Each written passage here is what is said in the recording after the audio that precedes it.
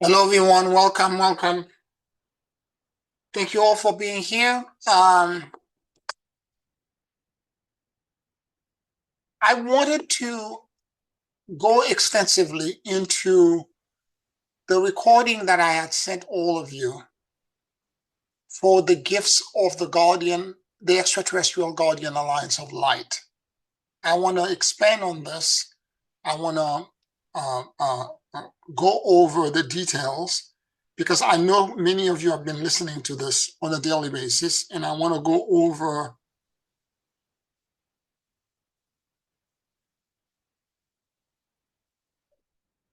I want to go over all of the information that are related to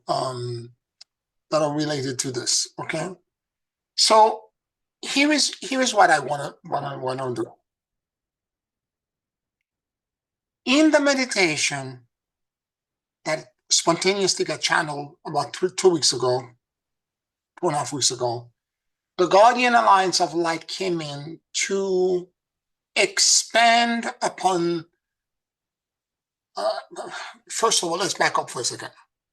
The Guardian Alliance of Light, their real name is the Extraterrestrial Guardian Alliance of Light.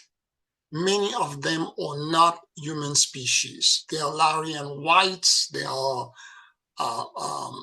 Andromedan, they are Arcturian, they are all kinds of celestial beings of different races and different origins that have populated our universe since the beginning, that belong to this giant dimensional collective that expand, that goes from our dimension, 3D, and continues all the way up the dimensional scale, 4D, 5D, 12 dimension above us, all the way back into God. So these beings have achieved a resonance and a connection to neutrality, which is not non-engagement with the world, but rather accelerated conflict resolution. I want you to keep that in mind, because a lot of people, when you say neutrality, they think you're not connecting to the injustices of the world. You should rally, you should do. It's not that we don't, a person who's neutral doesn't rally. It's just we have preferences, but we don't have attachments, which means if something doesn't go exactly the way we foresaw it, we bend like the bamboo, and we are able to acclimate and to find another way to achieve the ultimate goal, because God's plan is constantly being rearranged as we, meaning the entire human race collectively, is making decisions, and the lending of all of these potential futures are constantly morphing, either going faster or slower, or lending hard or lending soft. So we as people that have wisdom, as wise individuals, have to learn how to acclimate to the ever-changing landscape of whatever future is happening. If we are becoming too rigid and too structured in our expectation, we're going to be very disappointed. So the person who is in neutrality is able to bend very easily and acclimate and reconcile very easily, and not take everything as a personal affront to their own well-being or their version of what the future reality should be. And moreover, neutrality or zero-point energy as a energy in the universe exists because we have quantum particles that are called neutrinos that actually also are zero charge, and they exist in the universe everywhere. And we are able to connect to it, to connect to them, and receive the blessings that these forces or these connections and these energies can have for us. And so that's in the physical part of it. But also there's a spiritual component to this. And the spiritual component is the gift that the Guardian Alliance of Light gave us in these recordings. So in the 4D, there is a group of these beings in the fourth dimension who have achieved neutrality. And as such, because they have achieved neutrality, they are in 4D, they have an understanding of what that wisdom of neutrality means like for them in 4D. That is very different than how we perceive ourselves and how we see ourselves. And as an act of generosity and kindness, they are gifting us as an overlighting presence. They are projecting into us the neutrality and the understanding that they know. And then the same thing is done by a group or another collective in 5D, 60, all the way back to God, 12 cycle of this internested torsion field right on top of us, on top of the 4D, on top of the 5D, on top of the 60, all the way back to God. And what I wanna illuminate today is the fact that these beings have different understanding. The way they understand the dimensional existence is not the way we understand it. So what the fourth dimensional being collective of the Guardian Alliance understand as being neutral is not exactly similar to somebody in a higher dimension. Although they are still part of the same alliance of light, but their understanding of the fifth dimensional, sixth dimensional, and seventh dimensional beings are higher and more expensive. They are more elevated. So as a spontaneous thing, and it has to do with the fact that all of us collectively have been doing a lot of work, because I channeled the Guardian Alliance of Light torsion field in 2008, and we have collectively been doing that torsion field for that length of time. And now in 2025, all of a sudden, they're expanding it, and they're giving us insight of each of the torsion field. The first Guardian comes in and explains the gift, almost like a closed bud of a flower that open up, and there are all these other petals, and each petal has a different frequency and vibration, and that frequency and that vibration collectively forms the gift of the Guardian in 4D. I want you to understand that these Guardians, the extraterrestrial Guardian Alliance of Light in whatever dimension that they're in, or the gift that they are giving us is not just a word that's being said in the recording. If you listen to the meditation, any of you that have listened to it, there is a specific vibration and frequency that it's holding. When they came in, they came with that vibration and the frequency, and it's actually in the recording. And when you listen to it, it will shift you somewhere else. And sometimes the shift is so deep and so profound, and I know it has happened to me, all of a sudden, I blacked out. I don't remember where I was, or I wake up halfway through the meditation, or 5 minutes or 10 minutes later, all of a sudden I'm back, I don't know where I went. And I want you to understand something. That blackout is not a blackout. Like I was talking to students this morning and they were saying, we blacked out. It's not a blackout. What happened is that you went to a bardo. Remember what a bardo is. When you're changing state of consciousness from one state, either being awake to going to sleep, or being alive and transitioning,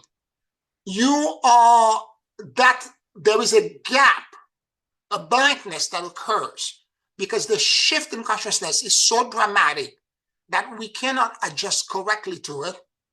We experience what we think is that I blacked out, which is actually in Tibetan Buddhism, it's called the bardo, or the intermediary state, the bridge between the two states of consciousness.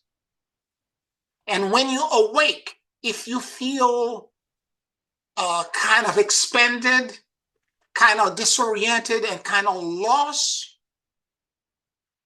you have achieved transition into the higher state of consciousness. The transmission that the Guardian was giving you has been successful. because suddenly your consciousness is elsewhere. It's been shifted. You've transitioned into something else. And I want you to understand this. It's not in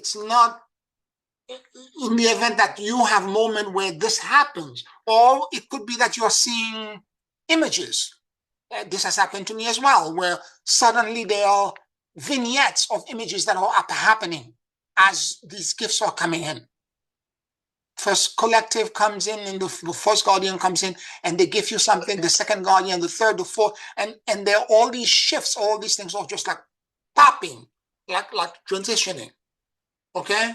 And each gift is expanding you further. Literally, each guardian is giving you the opportunity to go to each one of them to a bardo.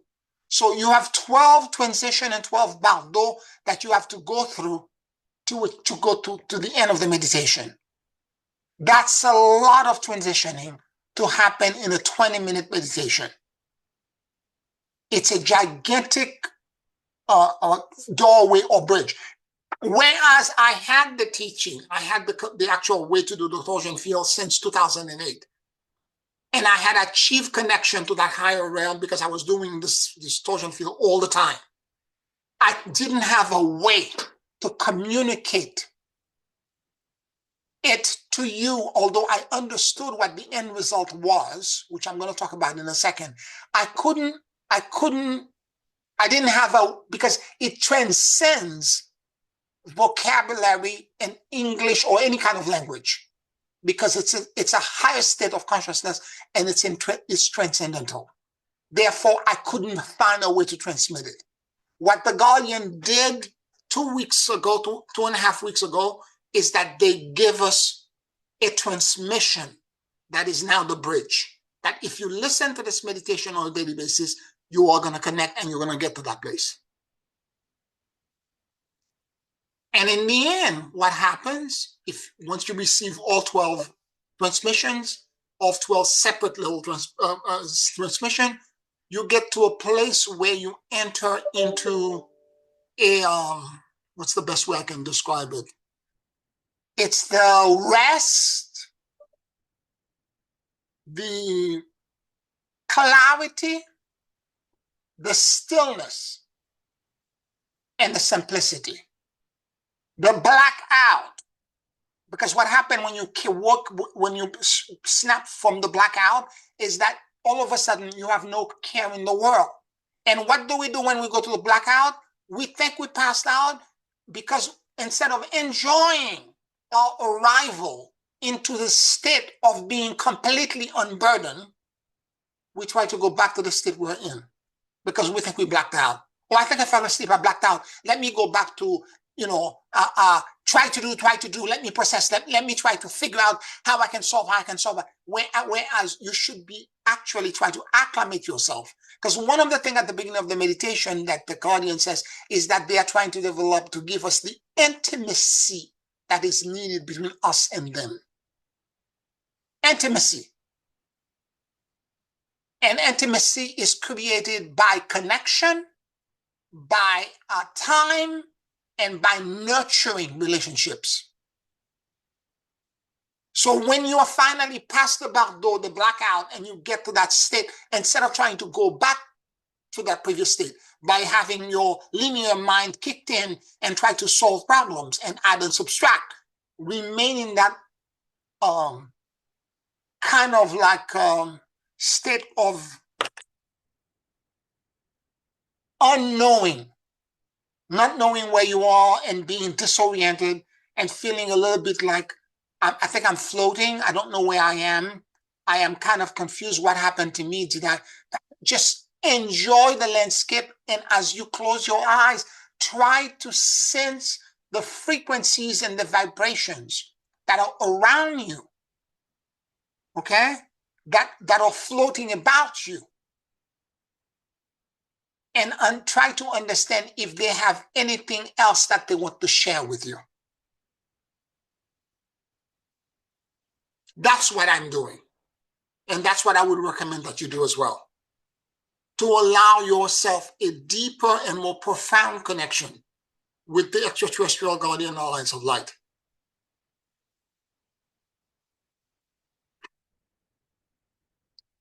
Because the transmission is like a key that opens a door, and it takes you there. There are actually 12 cylinders. Each one of them gives you something, and by the end, you arrive somewhere.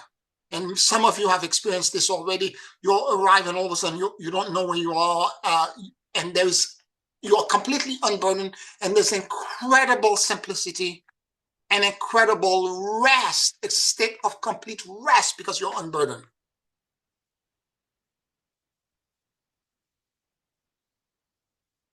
And when you are in that state, you have entered.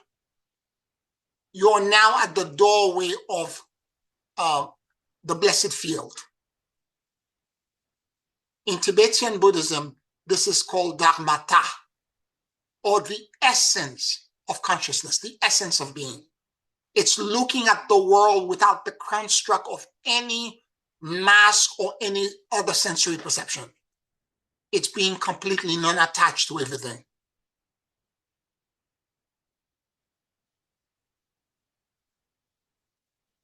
And when you're there, you are capable of, I don't know about you, but I like that space. And this was why it was so difficult for me to teach. I had been going to that space, and I didn't know how, because it sounds, even when I'm describing it now, if you have never been, it sounds like I'm just saying words. But when you are there, it's so profound. The liberation, the freedom of having no outside thought and complete stillness, and no thought, no outside thought.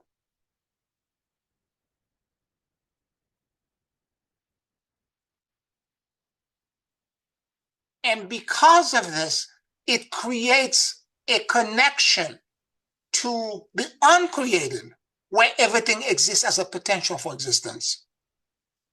And I want you to know, when you enter that so-called blank, when you black out, it's not a blackout. You enter into something that's infinity times infinity. And you need to acclimate your consciousness to this altered state and understand that you have entered a vastness, a vast continence.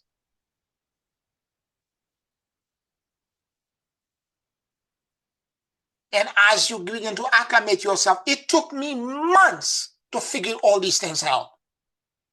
At first, it was after doing the torsion field multiple times in one day. All of a sudden, I was like, okay, there's a space where I go in, I have no thought. All the thoughts just go away. Just everything, poof, go away. And it took me, and I kept on going back to it. I just didn't understand where I was. But I would sit in it because it felt good. It felt benevolent. It felt beneficial to me. I was at rest. There was no agitation. There was no panic. God knows, with everything else that's going on around the world now, that's a state we should be in more and more. Esther and I were talking about something else with the Guardian Alliance of Light. This is exactly the state they want us to be in. Just literally a state of pure beingness.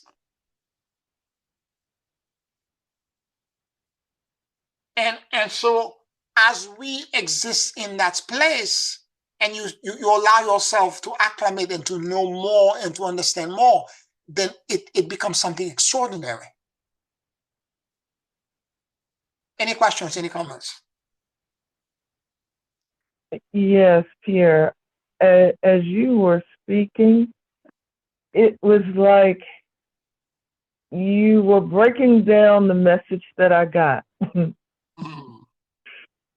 I mean, it was like, it was with such clarity in terms of you know, in terms of what I sensed when I got that message, you know, about our role is to just be, and be our best, well, just be, because you're always your best being, your best self. And it was like everything else, it's it's not, it's okay, it's being taken care of through Yes. our being. I guess that's what it is. And, you're right. It had to do with no worrying about it, not attaching and getting caught up, and wound up in it. Uh, it was actually, you just, what I sensed, you broke it down beautifully. Mm. I mean, it was like, oh wow, that's you put to words, the details of what I was sensed in the message I was communicating to you that I had received. Esther, it took me 10 years to be able to articulate this. Well, I mean, Received the same well, you did a transmission. good job. I received the same transmission as you, but I couldn't explain it. Because it, to me, when you get a transmission like this, it feels so intuitive and so completely right. It's like blinking your eyelid. Yeah. Yet, but trying to explain it to someone else, you found yourself confounded with all kinds of adjective and explanation that seems so convoluted that to someone else who's never had that experience, you sound like you're cuckoo. Well, that's true. That's why I hadn't talked about it. Yes, yes, yes. I understand. I got you. I got you. And it took me months of sitting, if not years of sitting. First, all it was a blankness. Everything was blank. I had no thoughts. And I'm like, my God, I don't, there's no external thought. I just become blank. My mind just goes blank. I feel very tall and very Yeah. big, and I'm completely blank. Yeah. And then suddenly I begin to realize everything is not just blank, but it is completely still. Like I could hear every molecule, every atom. I could hear everything. Everything is completely still. Then all of a sudden it expanded. And not all of a sudden, but months later, I realized inside of this was actually rest. Yeah. Complete, It's a piece. Yeah. It's a piece there. yes, complete rest. In Yeah. the church, they call this the rest of the Holy Spirit.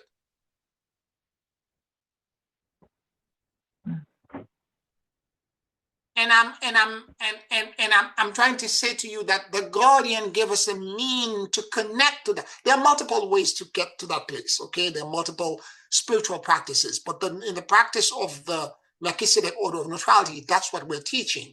That through this vehicle, through this process, and through this meditation, you can actually, in 20 minutes, you can get there. And it's gonna Yeah. be disorienting at first because you will not know, because you're used to a linear sequence and you having to do and analyze and process, and all of that at the end of the meditation is wiped out.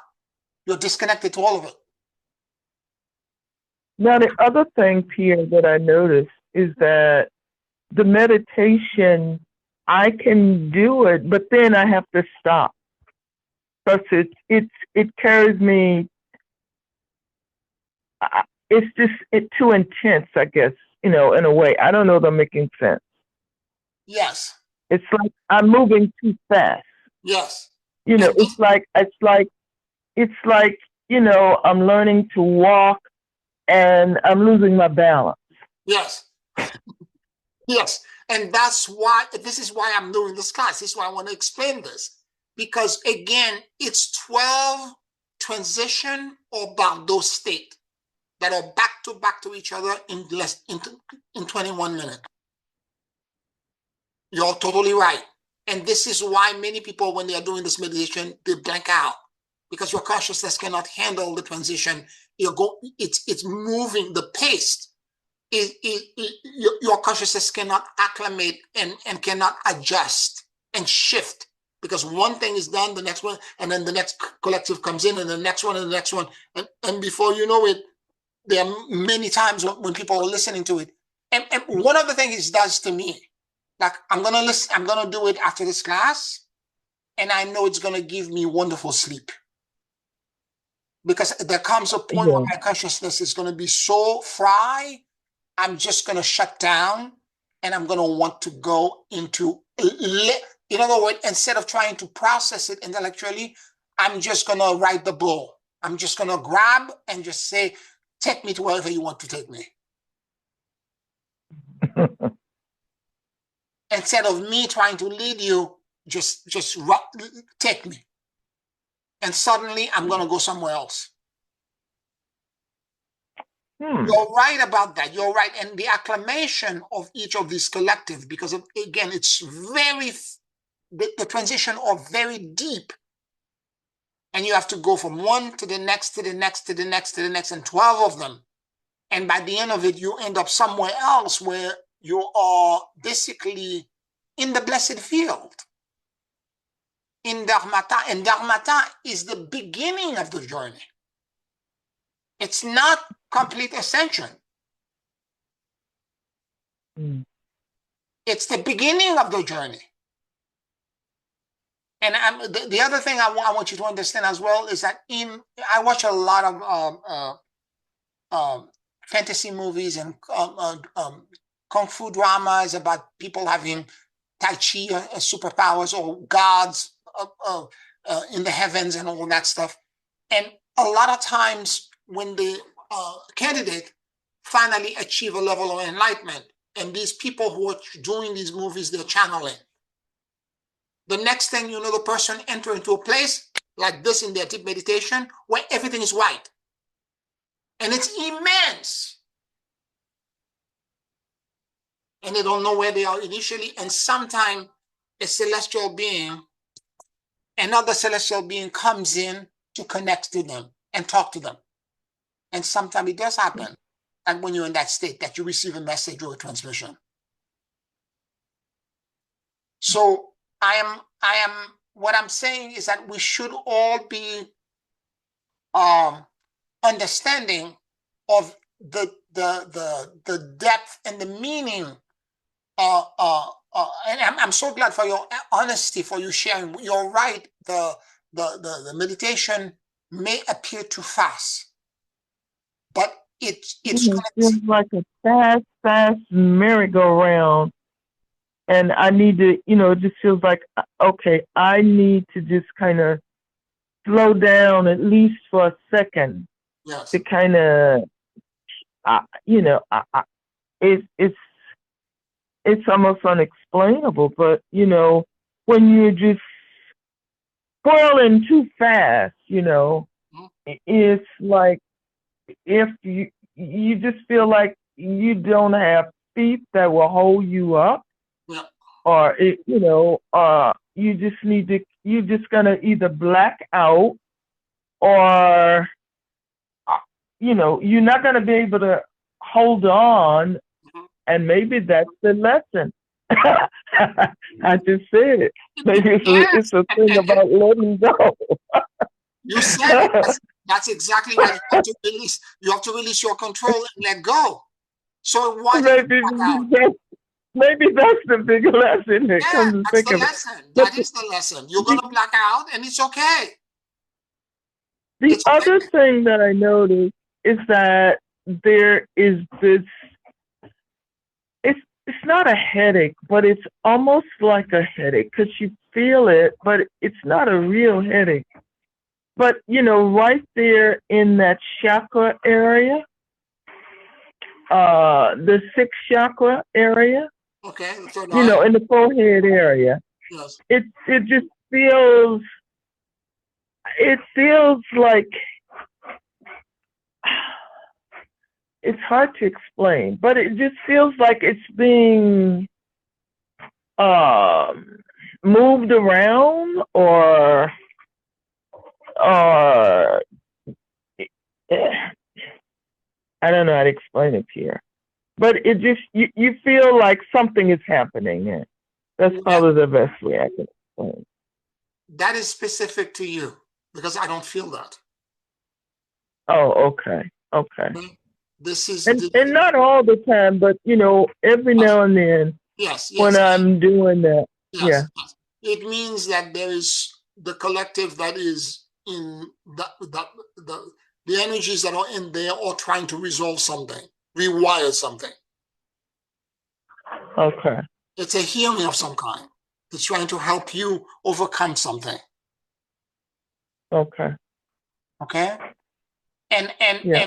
and and for me, I'm just gonna let go and surrender. Whatever it is, wherever it is gonna go, I know they're benevolent, and wherever they're gonna take me, I know it's gonna be beneficial for me. So I'm gonna go along and yield, and I'm gonna let them take me. I'm not gonna resist it. I'm gonna let it happen. And as it Your happens, headache is probably from resistance, Esther. yes. Yeah. You're probably holding Wait, back, and it's what did you say, Nella? I'm sorry. I the put headache, myself or on mute. the what feels like a headache is probably from you resisting, holding back. It could be. I don't know. All I know is right there in the what's that area? The pineal. Right above the eyes in the Yes. center. The third eye. Yes, yes. Yeah, the third eye area.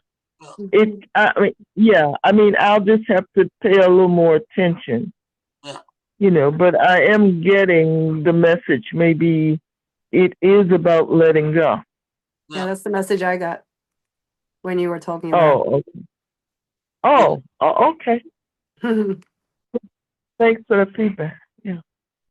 You're welcome. So the idea is that there are certain other things I need to explain to you as well.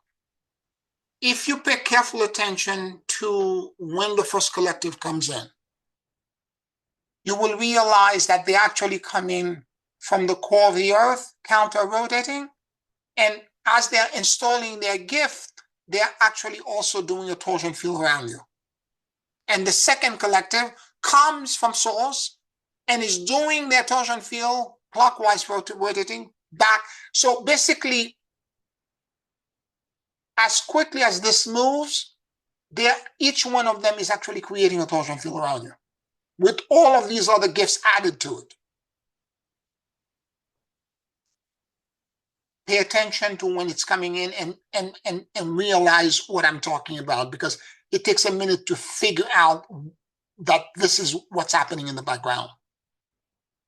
That they are creating a torsion field. Funny enough, you read my mind. I was just going to ask you if they're actually doing a torsion field, or if you're going to add the torsion field to it when you're doing the last meditation today.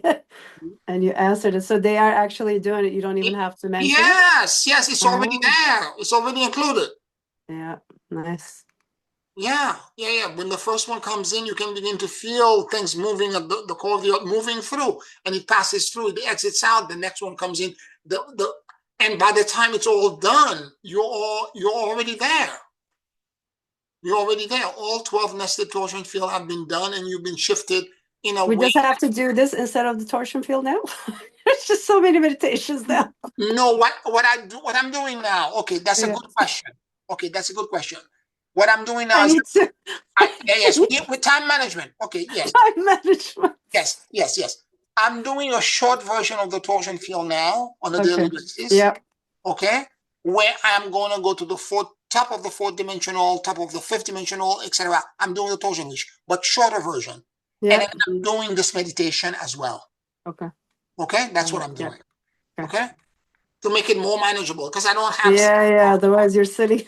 I don't have 6 hours. Yeah. I don't have the time either. Yes, I wish I did. Okay. I wish I did too, but life doesn't work that way. No, that's not the way it works. That's not the way it works. Okay. And I can tell you. Okay, let's break down the torsion field even further. When you have a circle and a vortex where energies are rotating and spinning around an axis, there are two forces that are actually operating in the vortex. And since a torsion field is a donut, it's a 3D vortex, these forces also exist. The first one tends to pull everything into the center. It's what happens when you unclog a drain in the bathroom, and all the water begins to spin and pull toward the drain. It's a centripetal force, which means that it moves in the center. Everything is drained in the center. In a black hole, there is a ring called the event horizon. Okay, it's a point. Once you cross it, you don't have a choice. You cannot escape the gravity of the black hole. You're going to go through the drain. You're going to go in the center. You're going to go in the centripetal force. It will pull you in. A centrifugal force tends to push you in the edge of the rotating vortex. And ultimately, as it pushes you, it will allow you to exit at a tangent. If the circle is round like this, it will allow you to exit as a tangent away from the circle. One is centripetal, one is centrifugal. And I want you to understand the difference between the two as it relates to a black hole. It is said that a black hole pulls everything, light, space, object, it doesn't matter. It pulls everything into its centripetal force and brings everything to the center. But the back of a black hole, for example, our Milky Way galaxy, what I mean by that, a Milky Way galaxy is 100 light years across. There's a black hole in the center at Sagittarius B. It's pulling everything on one side to the center. But on the opposite side, it has centrifugal forces and it's exiting things out through a process. It's almost like a nursery, because all of a sudden there are forces that will be exiting out, and they are so powerful and so potent that they are creating other stars and other planets. Almost like Big Bang force on the opposite side. One absorbs and pulls in, the other one ejects everything from the center out. The torsion field that we are in has both. There are moments I have asked you to focus in the core and the axis, the centripetal rotation, so that we can get connected to it and we can understand what's going on. There are other moments I have asked you to be aware of the filaments that are exiting from the torsion field, and those filaments and how far the filaments are flying out, how big or vast your field has extended. And because the energy of neutrality is a scalar wave energy, meaning it is zero charge energy, it operates slightly differently. Unlike the centrifugal forces that are exiting like light and projecting out, a scalar wave energy travels 1 billion times faster. It exists in the field, in the fluidic field, and it doesn't have any corporal. In quantum physics right now, scientists are kind of like struggling, because what we are calling a particle, for example, like an electron or a proton, it exists although we are seeing it in certain kind of instrument, when we're not looking, it's not there. Which means what? The observer or consciousness brings it into focus. When we're not looking, it actually exists in a field, in a fluidic state. And it can exist multiple places at the same time. This is the way people who have achieved great level of neutrality, ascended beings, saints or holy people, can exist and can show up in multiple places at the same time. Kuan Yin can manifest 1,000 places at the same time. It's because they have achieved, their consciousness is so refined now and so elevated in the understanding. In other words, they have gone to enough Bardo experience to remember the original state, which is that consciousness can bring all these things into focus. And what we call physical manifestation, whether it's here or in the Lyra galaxy or in Andromeda or in Pegasus or in India or in South America, all of it is a matter of focus of consciousness. And when you have a certain, when your self-image, your awareness of who you are and your identity as a redeemed being is so strong and so potent, these things are easy for you to create.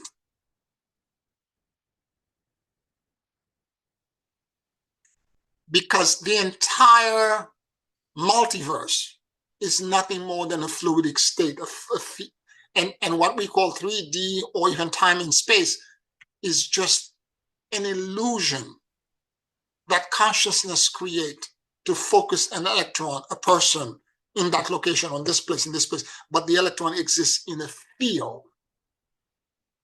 And it doesn't have, it's more like the way the quantum physicists call it, it's a fluid. There is no individual electron, just a fluid. It comes into existence. And it's a hard concept for us to understand, because if I'm holding the glasses in my hand, it's made of particle, and to say that the particle doesn't exist, but my consciousness is focusing on the particle. Our consciousness is collectively agreeing that it's in my hand. But when you go into Dharmata, the high state of being, you can make this disappear by shifting your consciousness somewhere else.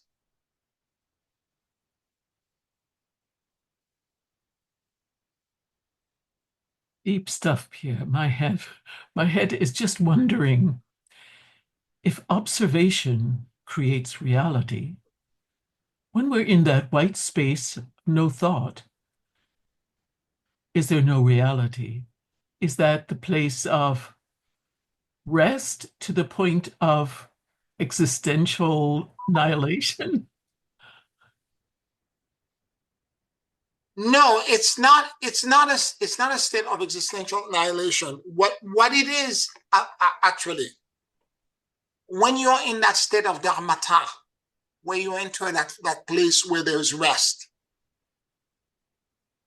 you're experiencing in quantum physics what they call emptiness, which is it a pre-creation thing like in Source? Yes, it's not uncreated.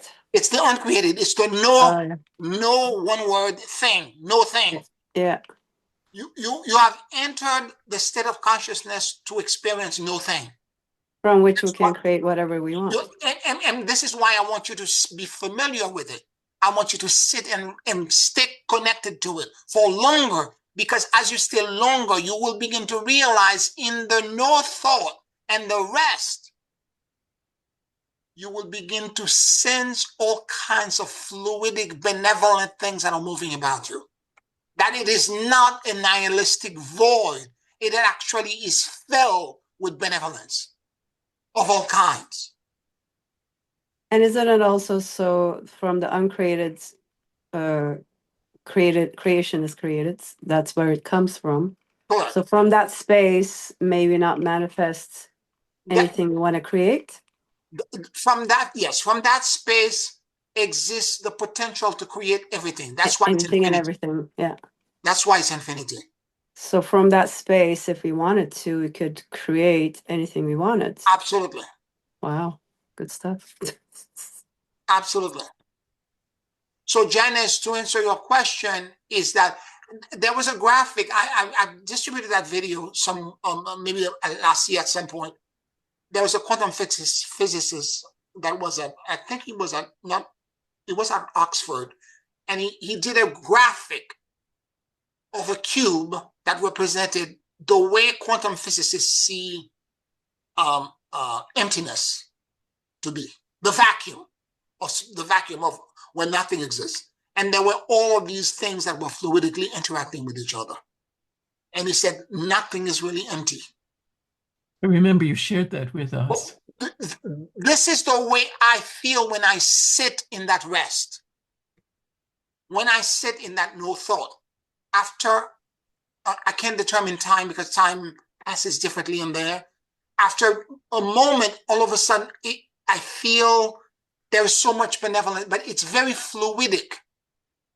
I feel these waves of things or moving about me or moving around my consciousness. At this point, I don't really feel like I have a body. I know I exist inside something, but I can't determine that I have a body. Mhm. So once you're there, and if thought will then create whatever you choose, but you're in a no thought place, how do you then choose? Because some preference will surface. Okay. Oh, What you have to understand is that the no thing is not non-intelligent. It's actually super, super intelligent. And it will begin to, although it is a place of silence, but it is not mute. It will know that you have queries in your subconscious mind that are not even conscious to you, and it will give you the answers before you even pose them. like in music, the rest, the silence, is sometimes more potent in expressiveness than the sounds. Yes, yes, yes. Hmm. In other words, there is rest and there's silence. There's utter silence in this. But the silence is not mute because all these things are floating around. All of a sudden, these ideas will pop. And then things that were long-standing query that you may have 10 years ago or 5 years ago, things that were not even conscious, the answers to which will just come up.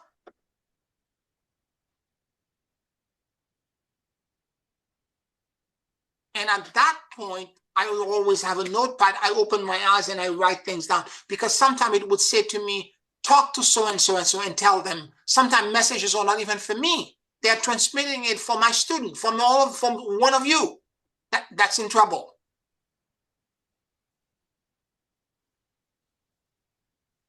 Or that's having some sort of burden.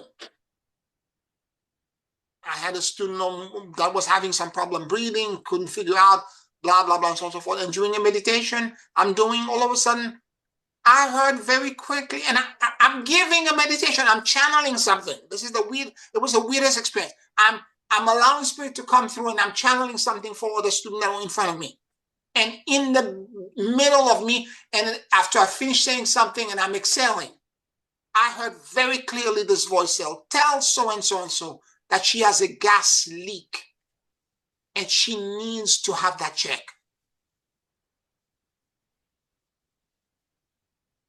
And then the channeling continued.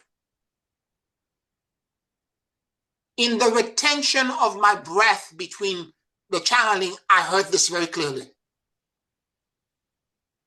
And when all the students had left, I then called this person and I told them this. The next day they called the gas company. Sure enough, there was an imperceivable, because they came with all this instrument, they couldn't find it. And all of a sudden he went with the instrument by the boiler room. They went, oh my God, how did you know? Your nose must be incredible. There was a gas leak. Lydia, no? Yes. Yeah. There was a gas leak. So there are times it comes in a very strange way. And again, that space, because there is no thought, it doesn't mean it's unintelligent or it's muted. You go there blank, but whatever burden that you're carrying in it will know how to answer and respond to your own to secret burden or things that you're carrying inside of you that are not being expressed. It will respond to them. It will tell you what to do. Or it will energetically upload in you a healing and a repair that is needed. Or could it beyond Pierre or any one of us reach to the no personality essence to direct the next course of your walk, so to speak, your journey. And Yes, if it is in that infinite, no thought, no space kind of alignment, then it seems like it would not be connected to your earthly current incarnation almost. it is connected, meaning that the fluids, the field we're talking about, this fluidic field, or the fabric that creates everything physical in this world. And so when there is a burden in that physical world, it is connected to something in that field. And this is why this field is great for healing. Because when you bring a physical burden in that field, it will respond by giving the nullifying frequency to remove the blockage.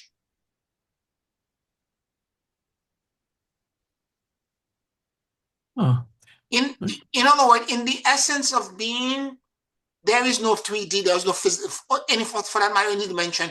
It's just this fluidic state. right. I would Okay? admit that wouldn't be connected to your current incarnation reality. But these fields, or the way that the physical reality exists, they are the background metrics upon which they are built.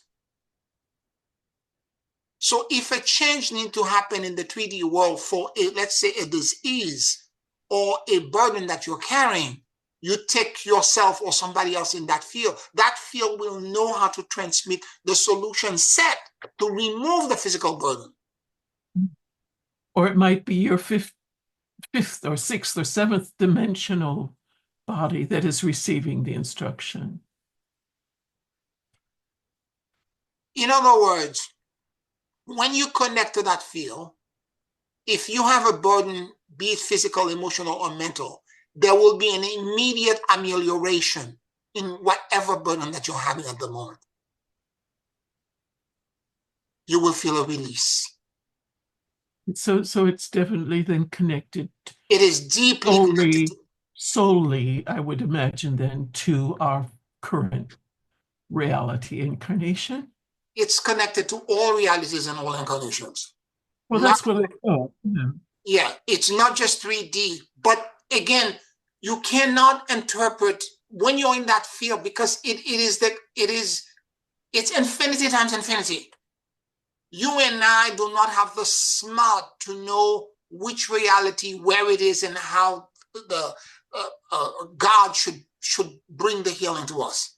We're not smart enough. And if we're doing this, we are trying to fix and repair God. There's that old play, your arms is too short to box with God. You can't do this.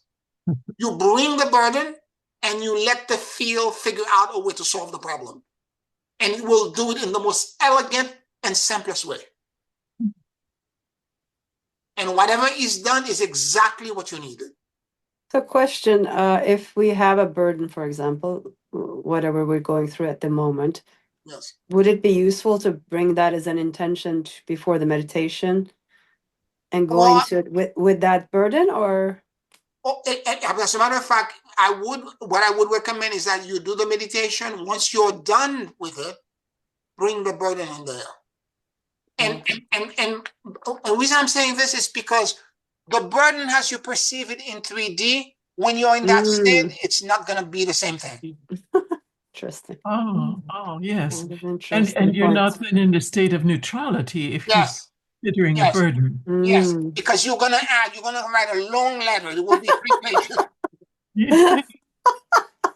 You're gonna keep adding stuff to it. Hmm.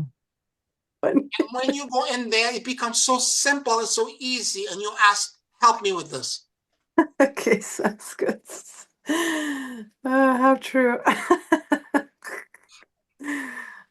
We're busy trying to fix, with our own cognitive frontal lobe, like fix this, move this. It has to be done this way. Whereas when you bring it into source, like it's very simple. I know, right? So true.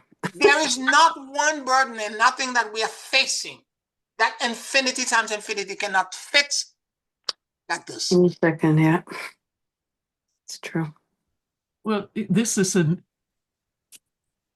of the next step, I guess you would say, to the I release all attachments, fears, and control, surrender to the great emptiness and endless luminosity. Those are words, but moving into that no space is the way to make that reality then of surrender complete. Yes, and as a matter of fact, Janice, I'm going to go even further. The begone time and space, that's the state we need to be in first before we can project it. Yes, yes. That came to me just recently, that begone time and space, Yes, when I was in the middle actually of the torsion field. yes. Once you're in that no space, you're in that blank state, anywhere you What project, does the begone time and space do? say that again? What does that begone time and space do? Oh, I'm going to have find the recording and send it to you. Okay. Okay, thank you. The begone time and space is a way. I can't do it right now because I'm going to distort the recording. Okay. Yeah. When I project it, it affects everything around me. If you remember in the movie The Lord of the Ring, there was a battle between a Balrog, which is a demon in the underworld, the first movie, where Gandalf, the magician, was guiding his company to run across this bridge. And he then turned back and faced this demon. And he said to the demon, "You cannot pass." And he's holding his staff in his hand. Mm. And the demon started moving with a whip of fire and kept on moving. He said, and finally he said, "You shall not pass." And he struck the staff. And then half of the bridge where the demon was standing fell into the abyss. And the demon fell. The true teaching of Melchizedek is that the staff of all patriarchs in the past is a projection of an Antakarana. You Say don't that need again, it. Pierre. Say that again? Yeah, please say that again, please. The staff of the magician is a Mhm. projection of our own Antakarana. Oh, yes. Got it. It's for show. You don't need to have it. Mm-hmm. And Lord Melchizedek has given me this technology a long time ago, and I can't do it right now, but I'm going to do it in that direction because I'm going to disrupt everything. You project your hand 3 times, your dominant hand, and you say, "Begone time and space." And then as you do this, you project into space your Antakarana. You project the entire column out. So the And whole thing comes in front of you, the whole column. everything moves. This is what the Guardians Alliance of Light are doing for you in 4D, 5D, 6D. They're projecting on top of you their Antakarana, their torsion field. Right. That's what they're doing. So, and what you're doing, let me explain to you why you're projecting in what you're doing and Yeah. what all magicians of all age are doing. If you notice in certain grimoire of all magicians, there would be circles with symbols that are all around it. There is no such thing as a straight line in the universe. If I were to shoot an arrow, okay, in front of me, because the curvature of space, that arrow would turn around if there was no speed, no friction, and endless velocity. It would eventually come back and circle around and hit me in the back. When a magician strikes, they are creating a circle or a space inside of which they're going to manifest an exception to change the rule of the physical world and manifest something different. Mm-hmm. So what are we doing with this begone time and space thing? You are doing exactly the same thing by banishing time and space.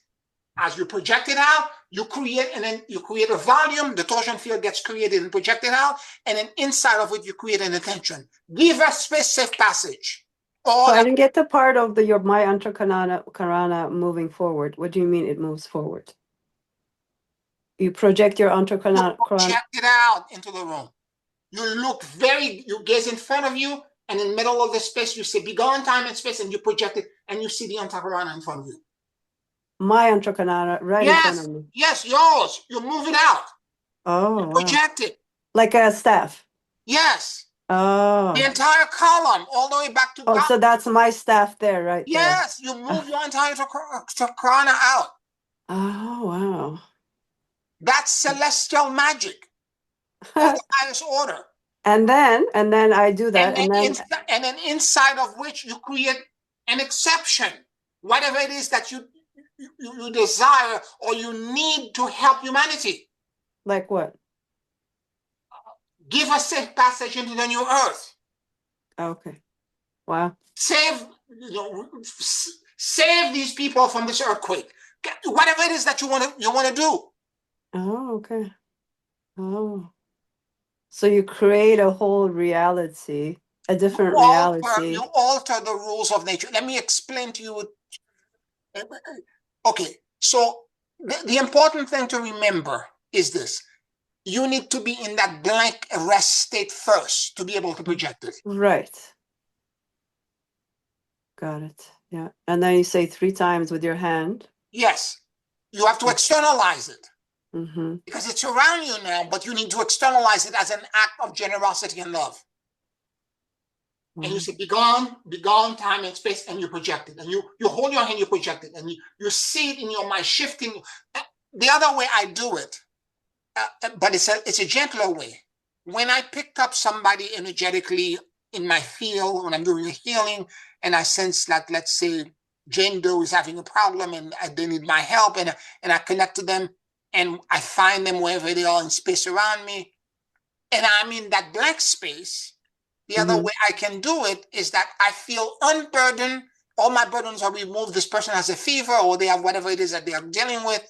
I just simply say silently to myself, may the peace, the serenity, and the liberation that I know. And I now, as I say this, I think of me being freed and unburdened and at rest. And I say, pass on to you. And I project it into the space where I sense this person to be. And I push it toward them. And your Antrakrana again. My Antakarana, that's what I'm projecting. Yeah. Pass on to you. I project it. To the vision that you have of that person. To wherever I can find them. Yeah. And when I do this, the person immediately will either be cured instantaneously or be dramatically changed for the better. Mm-hmm. Fantastic. You're gonna send me that recording? I have to look for it. I did multiple videos related to this. I'll look for it. I'll look for it. Okay. Thank you. Because the beyond time and space is a huge thing. It's very advanced. This is information that was revealed to me in 2010. I remember in one of the in one of the classes you talked about it, a couple of classes actually that I caught on, but it was a while back, so I forgot. Yes. The how it's done. Yes. Yes. And yes. I don't think I have a recording of it. Yes. Yes. Because every time I do it online, even when I'm doing it here, the whole room change. The energy in the entire room change. Everything shifts. Yeah. Because you're literally, it's called the measure of God when you strike the rod and you strike it correctly. You're creating an exception and you're changing the rule of the physical world to create a different outcome momentarily. You're shifting everything. Wow. Good stuff. And you have to have wisdom to administer this correctly. I'm just going to say, because what outcome you're looking for, you cannot be too specific about how it should be created or manifested, right? Because that would be taking God's place. That's correct. No, I mean, we just project to the issue and then it is resolved the way it's supposed to be resolved, right? We don't say, oh, I want it resolved this way or that way. Well, I guess the thing about it is that because you need first to be in that state of rest, yeah, when you're about to do this, you will know if you're trying to articulate the wrong thing, you will know it. Yeah. You will know you articulated the wrong thing. It needs to be something very short. Okay. Because at that point, it's not, when you say the word, you're going to say it loud. When you say the word, it's a decree to the entire universe. Mm-hmm. Because at that point, you are co-creator with God. Yeah. Yeah, wisdom. I mean, evil people can definitely take this the wrong way. Well, if they use it the wrong, it's going to backfire. It's going to True, right? backfire major. It's going to backfire. Yeah. I'm not afraid. I have seen too many people that were in my circle that try to use the torsion field for battle, and they have all now are afraid of doing the torsion field because For when they use it battle? for How would battle, they use it for battle? they are battling with other sorcerer or the magician. They are not really neutral. They're using the torsion field as a way for them to try to dominate somebody else and overcome them and try to sin. And that's what they're using the torsion field for. And I have watched all of them now walk away from doing the torsion field and afraid of it because what happened? More battle gets created toward them. Mm. It gets even worse. Yeah. I had a man who was like supposedly working years ago on some nuclear reactor thing, nuclear fusion, and he heard about my technology and he came to me. He's never been to my class. And he wants me to teach him that modality that I know so that he can create it around where he's doing his research to protect it. It's for the humanity, blah, blah, blah. And I should give it to him. I'm like, I'm not giving you nothing. You've never been to a class. You want a weapon. What you want is a weapon. This is not about a weapon. Yeah. And it's not my technology. The technology was given to me by the Guardian Alliance of Light.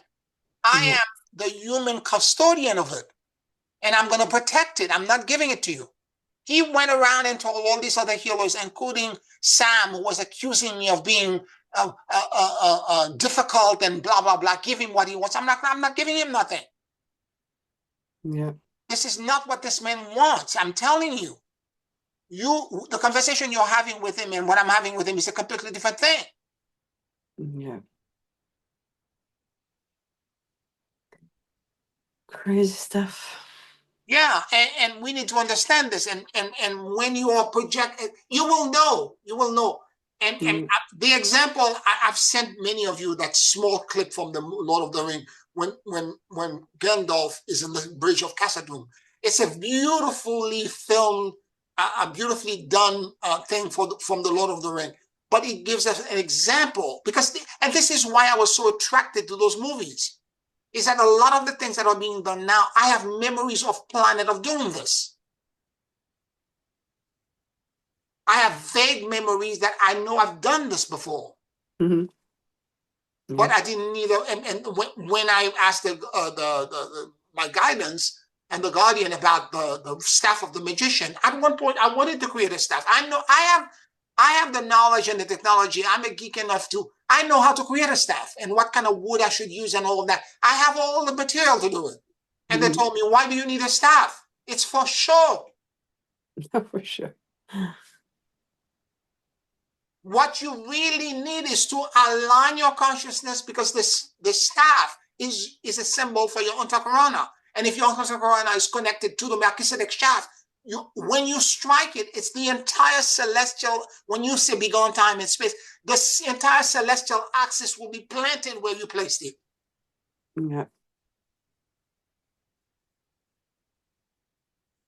Good stuff. And therefore, there's no need for any of the demonstration and the long robe and the special hat and the symbol. You don't need any of this. Yeah.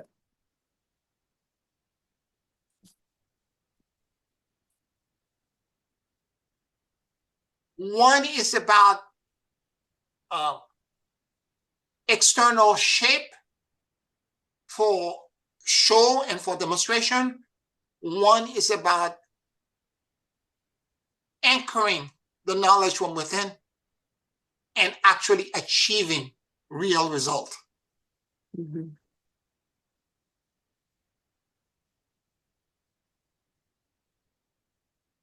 And as you and Esther were saying earlier, it's maintaining that place that you've achieved in that place of no thought through the torsion field.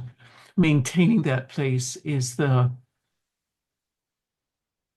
the struggle, I don't want to say the struggle, but that's the challenge. That's a challenge. That's Yeah. a challenge.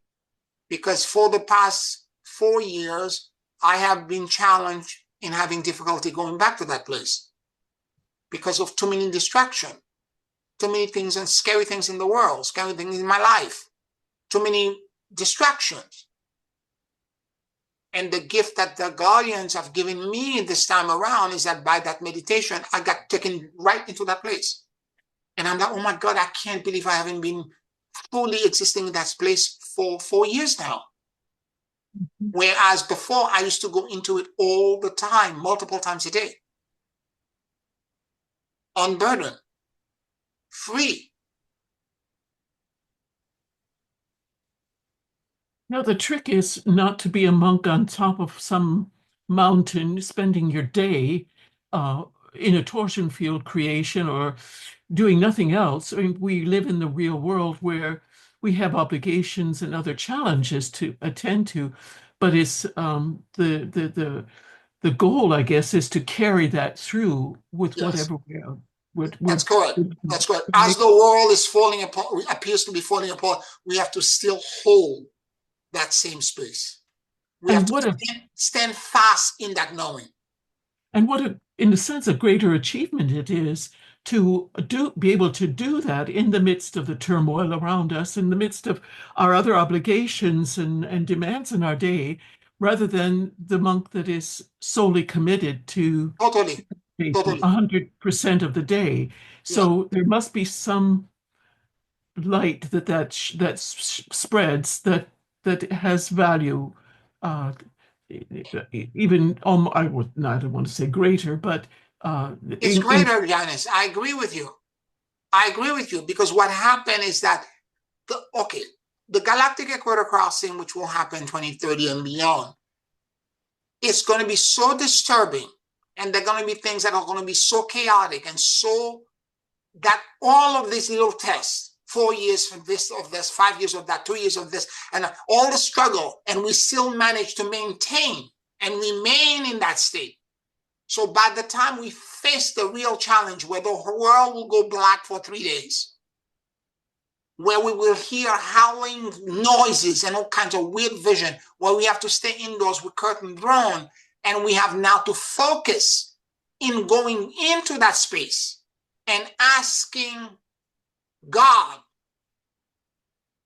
to help humanity find safe passage into the new earth. That's the role that they are trying to train us into. In other words, our strength and our courage and our resiliency come through all of the turbulence and the challenge that we're facing, one challenge at a time. Whether it is a loss, whether it is a disease, whether it is whatever it is that you're dealing with. The 3 days of darkness, is it during the equator, galactic equator passing? Yes, it's the same thing. we're in a You mean rehearsal. it will happen during that time when we're Yes, passing it? yes. Okay. Yeah. I saw a video, somebody was talking about this thing entering our system, not a planet, but a star, or they call it a black star or something. And how it kind of affects the Earth and the Earth changes and stuff like that. Is that true, or is that just? I don't know. I don't know what they're talking about. What I can tell you is what I know and what I've been channeling. Yeah. I can tell you that the galactic equator crossing will be initiated and occur by the 3 days of darkness. Okay. It is during that time that we will cross the galactic equator, and it will be a time of great turmoil or divergence, if you will, where multiple parallel realities will begin to separate from each other. Yeah. And if you go outside during that time and rely on your 5 senses, your sense of hearing, your sense of smelling, your sense of seeing, and not focus on your being in that space of no fear and rest, you're going to go to the wrong place. You're going to be in fear, and you will accidentally go somewhere else. And since humanity does not know neutrality, we collectively have to, wherever we're posted on earth, we have to be prepared. We're being trained. It's like a coach. When I was a swimming team, we used to do drill all the time. You will hold the kicking board, and you will have to go 24 times around the pool kicking. Or if the coach wanted you to, you would have a buoy between your leg, and the coach will have somebody hold you, okay? And then you will then just do your arm strokes so that your forearms are stronger. And you go 24 times around the pool, back and forth, back and forth. We're being drilled so that the day of the performance will be ready. If your voice is being trained, you say, Janice knows this better than anybody else. You do all kinds of crazy voice exercises that seem not to be connected to the performance at all. Breath control stuff, all kinds of strange things. But in the end, when you're ready to hit the right note and to give your voice the breath support that it needs, you'll be able to find it because of the exercise that you did. So we're being trained for a galactic equator Olympic. And we are the athletes. And we have to guide humanity. Yes, well, we have to guide humanity into this. Yeah. Yeah.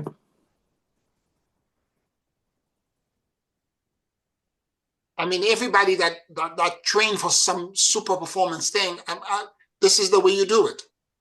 It's through discipline and to work. So it's a matter of being grateful for every challenge that we face, because it is that'll strengthen us. We'll learn from it, we'll grow through it, and we will have that experience to build upon next time. Yes. I remember the Channel of Variety, and some of the singers were talking about this area, and I don't know if it's the I don't remember which area, but he took this note.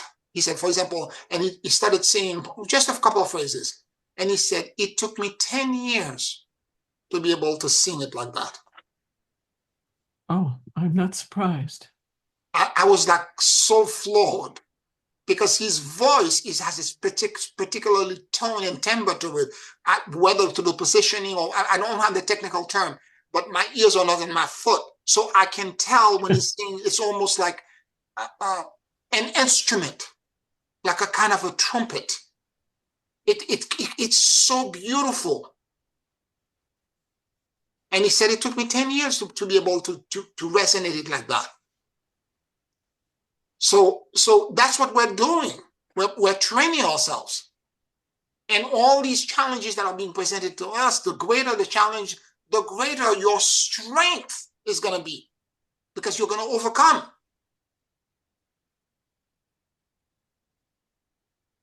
It is in the neutrality that we will make the greatest progress, I'm sure. Yes, absolutely.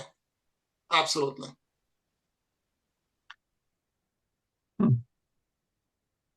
Well, you've given us many tools, not just the torsion field, the PowerPoint recently, all the countless meditations and programs. We have nothing but everything we need to succeed. Well, thank you. Thank you. Thank you so much, Janice.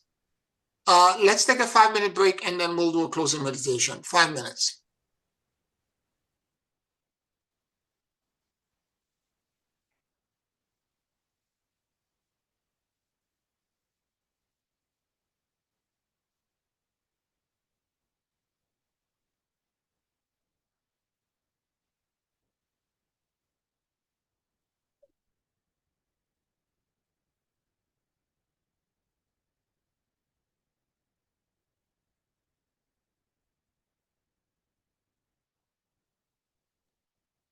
I just laughed. I think I said PowerPoint, and I meant your personal power program.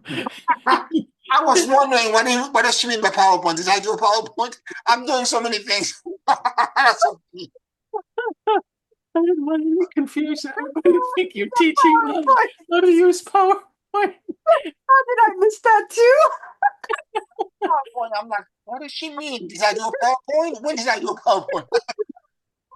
Oh my goodness. PowerPoint presentation. Sometimes my mouth carries on and my brain is left behind. That's Oh funny. Oh, my God, Janice. so it is the personal power program that Yes. we've recently been talking about that I was referring to. Yes. Oh, so good.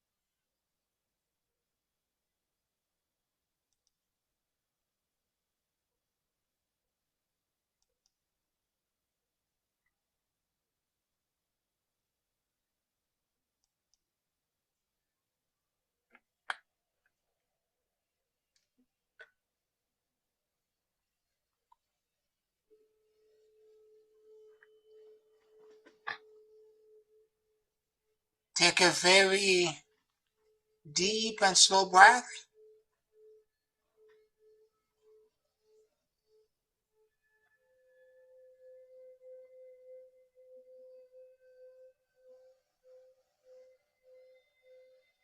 And as you inhale and exhale deeply and slowly,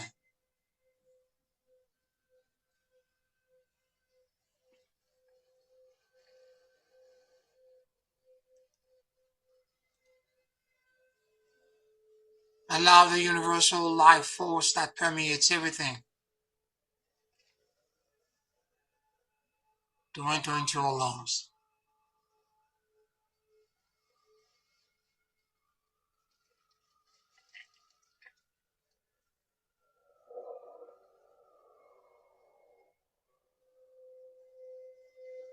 Keep breathing deeply and slowly.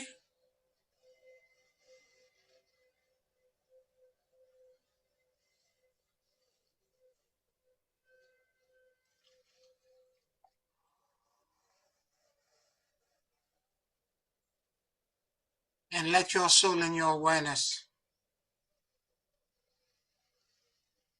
drop in the middle of your chest.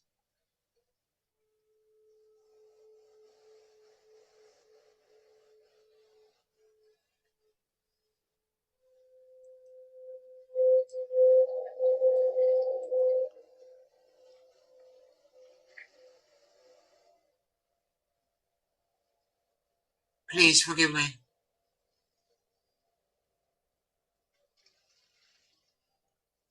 I love you, and I let go.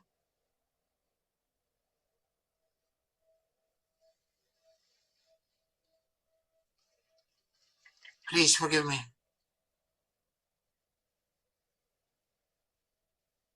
I love you, and I let go.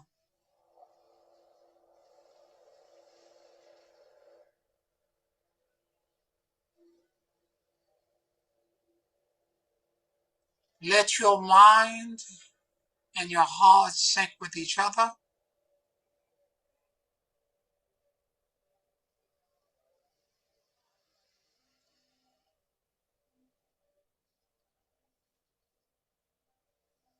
And notice what you notice.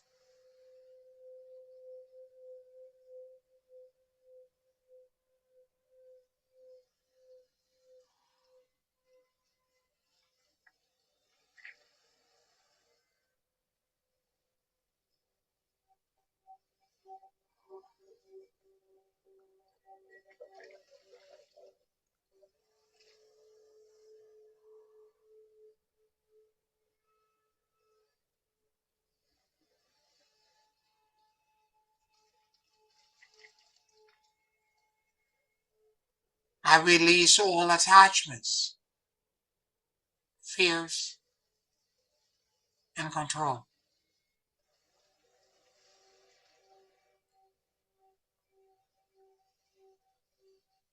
And I surrender into the great emptiness and endless luminosity.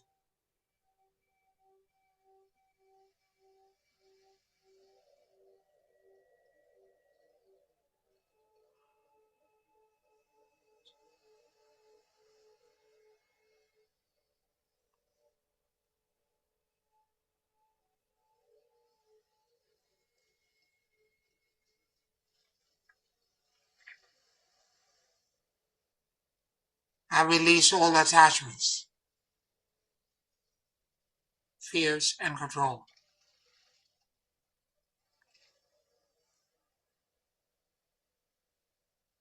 And I surrender into the great emptiness and endless luminosity.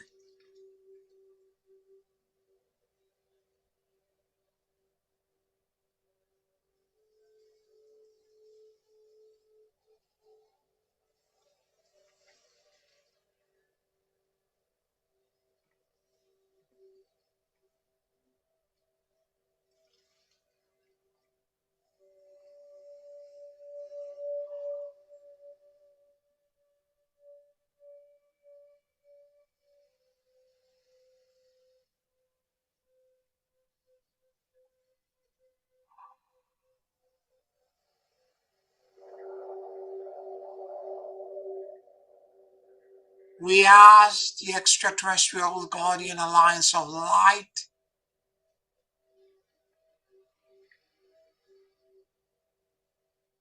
in all dimensions of time and space to surround us and bring forth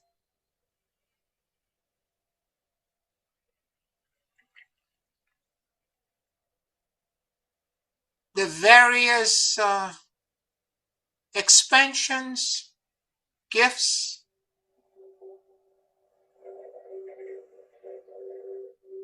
transformation, and healing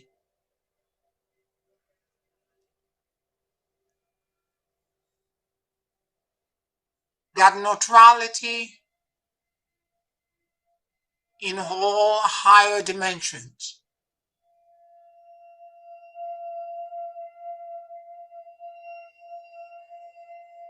can bring to us.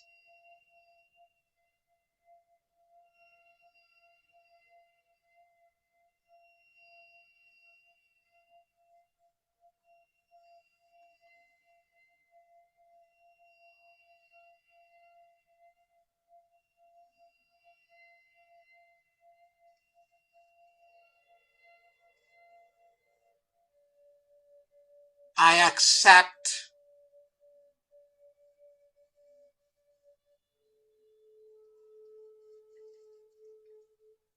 the repair, the healing,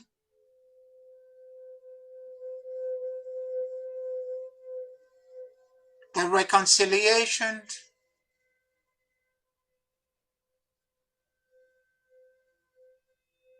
and the elevation into wisdom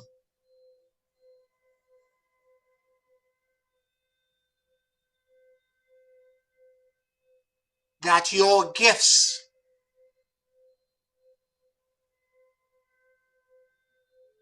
bring to us.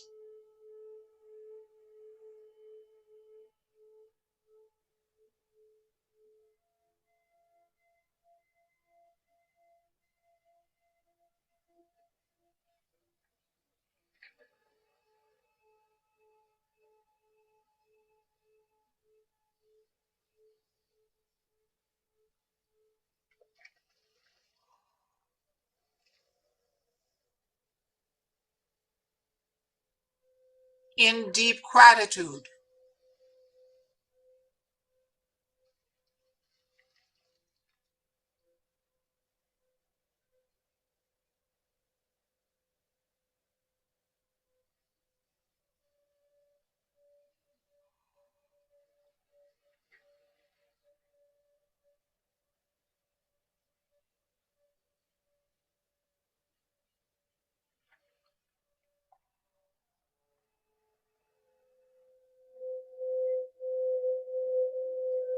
I let go, I surrender, and I trust in your benevolent guidance.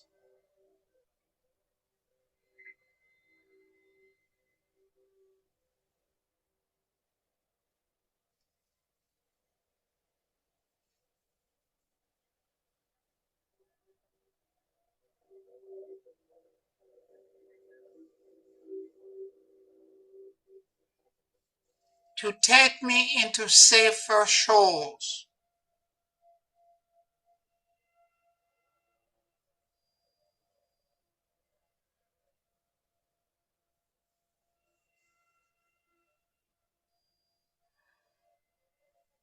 to shelter me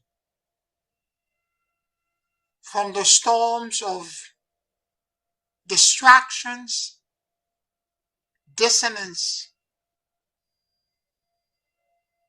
and fears.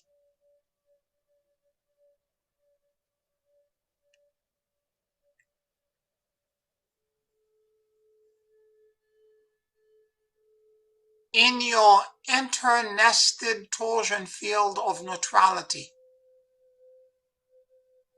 from 3 dimensions all the way into the bosom of God.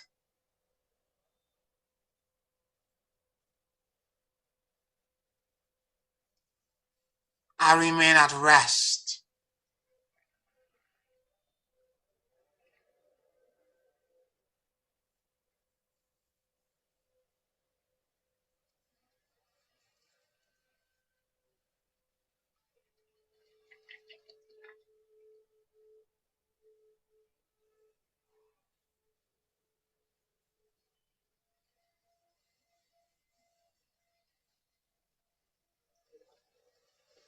As I enter the essence of my being,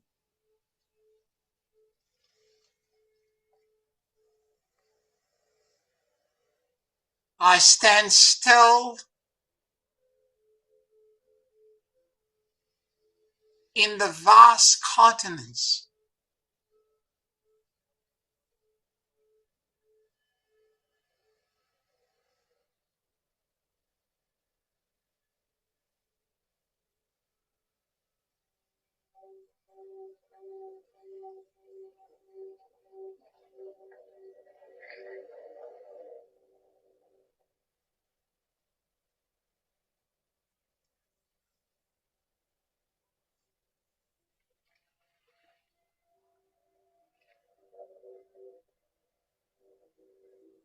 as all my burdens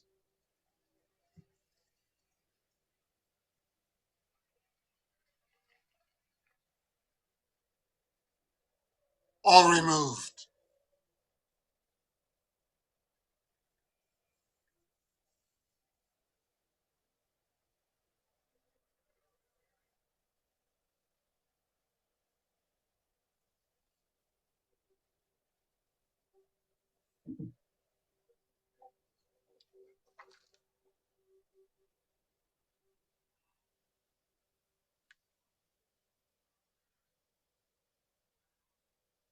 Gate, gate, paragate, parasamgate buddhiso. Gate, gate, paragate, parasamgate buddhiso. Gate, gate, paragate, parasamgate buddhiso. Gate, gate, paragate, parasamgate buddhiso. Gate, gate, paragate, parasamgate buddhiso. Gate, gate, paragate, parasamgate buddhiso. Gate, gate, paragate, parasamgate buddhiso.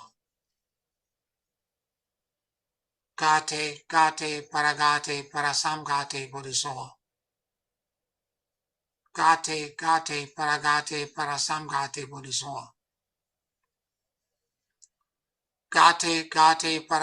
buddhiso. Gate, gate, paragate, parasamgate buddhiso. Gate, gate, paragate, parasamgate buddhiso. Gate, gate, paragate, parasamgate buddhiso. Gate, gate, paragate, parasamgate buddhiso. Gate, gate, paragate, parasamgate buddhiso. Gate, gate, paragate, parasamgate buddhiso. Gate, gate, paragate, parasamgate buddhiso. Gate, gate, paragate, parasamgate buddhiso. Gate, gate, paragate, parasamgate buddhiso. Gate, gate, paragate, parasamgate buddhiso. Gate, gate, paragate, parasamgate buddhiso. Gate, gate, paragate, parasamgate buddhiso. Gate, gate, paragate, parasamgate buddhiso. Gate, gate, paragate, parasamgate buddhiso. Gate, gate, paragate, parasamgate buddhiso. Gate, gate, paragate, parasamgate buddhiso. Gate, gate, paragate, parasamgate buddhiso. Gate, gate, paragate, parasamgate buddhiso.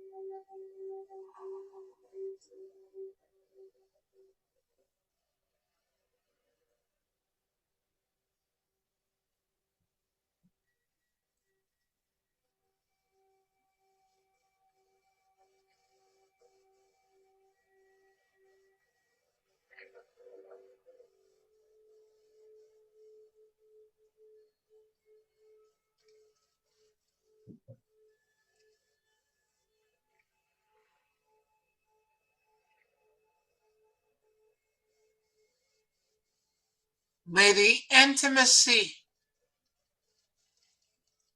the care, the support, the love, and the gratitude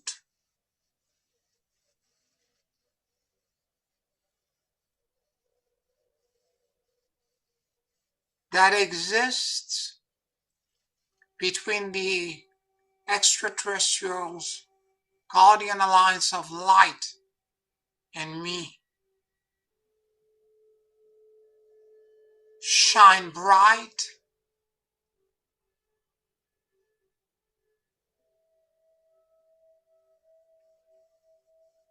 and be bonded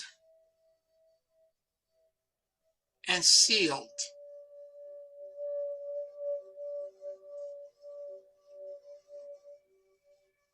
with reverence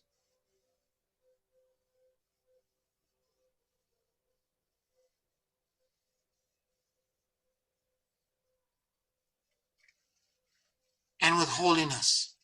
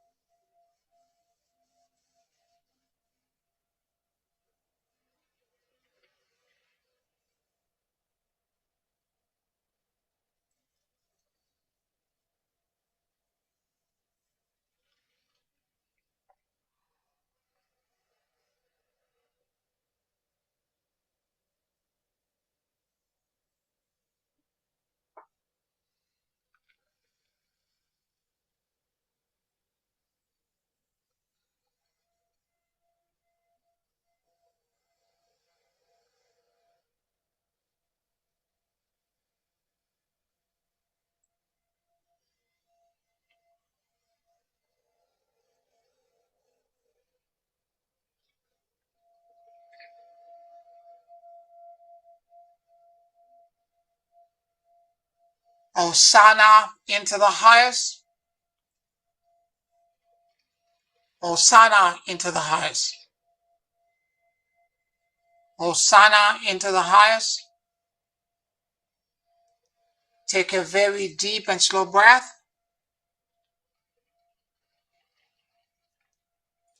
And whenever you feel ready, you can open your eyes.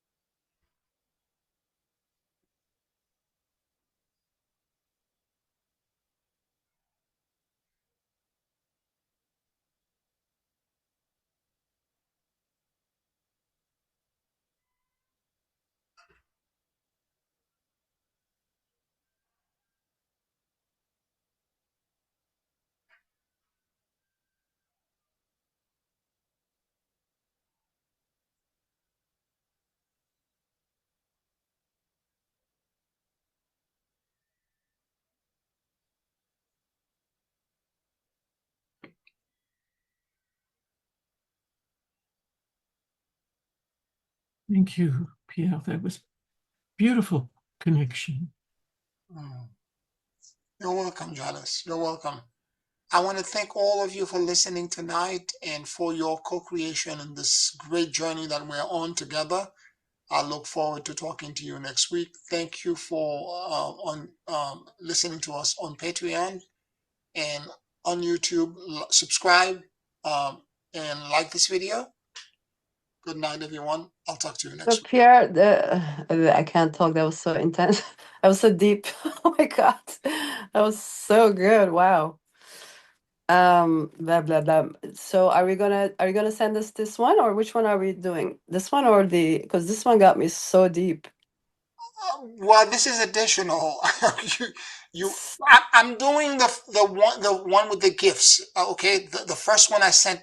That's the one I'm doing on a daily basis. This is Mm. additional when and if you Can want you to. send this one too? Because this Yes, one of got course, me of like, course, wow. I was of like, oh course, my God. of So course. good. Thank you. Yes. Okay. Blessings, everyone. Love you all. Love Bye. you. Bye. Good night, everyone. Love you.